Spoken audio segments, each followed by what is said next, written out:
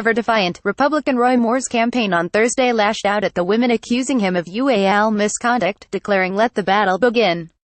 Women's advocates decried the talker's worn intimidation tactics in a desperate attempt to keep his imperiled Senate bid alive.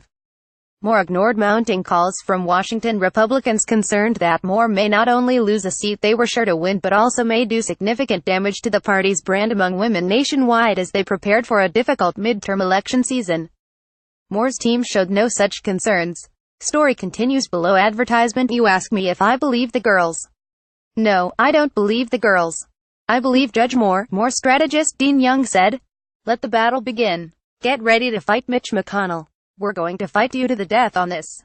President Donald Trump, through a spokeswoman, called the allegations of UAL misconduct against the former judge very troubling.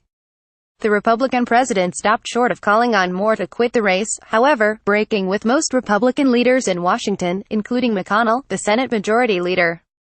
He thinks that the people of Alabama should make the decision on who their next senator should be, Sanders said, declining to clarify whether Trump continued to back Moore. In Alabama, Moore appeared alongside more than a dozen religious leaders, who took turns bashing the Christian conservatives' many critics, especially his female accusers. This is a man who does not lie. Compare that to his accusers, charged Gordon Klingenschmitt of the group Pray in Jesus' Name.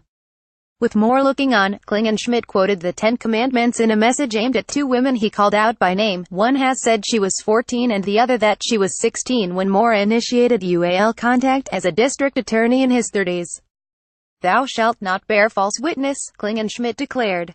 Story continues below. Advertisement. Another Moore supporter, Professor Joel Bryant of Baruch College, singled out Gloria Allred, the attorney for one of the accusers, for supporting an agenda designed to enable serial child predators, a reference, Bryant said, to Allred's support for abortion rights.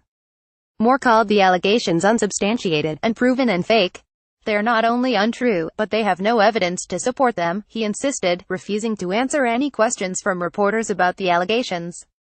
Moore has given a single media interview about the allegations to Fox News Channel host Sean Hannity. His campaign website has added a form asking people to report inappropriate news organization contact.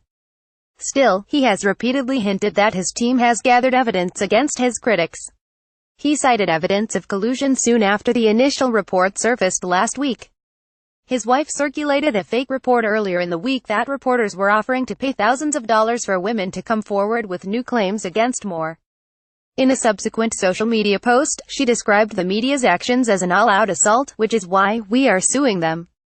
Moore's attorney has demanded that one of the accusers, Beverly Young Nelson, release a yearbook she contends Moore signed so it can be analyzed by a handwriting expert to prove its authenticity. Nelson says that Moore aggressively groped her in a locked car when she was 16. Story continues below. Advertisement. The Moore campaign dug up Nelson's divorce papers, which had been signed by Moore, and held them up to cameras suggesting she had copied the signature. It was unclear whether the campaign was taking other steps to probe the background of his accusers. Moore strategist Dean Young said no when asked Thursday whether the campaign had hired a private investigator. Gloria Allred, Nelson's attorney, said she and her client were prepared for Moore's slash-and-burn approach. If in fact his attempt is to intimidate her or me, he has failed miserably, she said. We prepared. We knew that this would be a battle for the truth, that this is someone who most likely will fight to the end. At least 3 new allegations of misconduct surfaced on Wednesday, including one by Tina Johnson, who told Elle.com that Moore groped her during a 1991 meeting in his law office. 2 others told The Washington Post they were young women when Moore courted them as a district attorney in his 30s. 3 other women told the newspaper last week that they were teens when Moore tried to initiate romantic relationships. One said she was 14 when Moore touched her over her bra and underwear.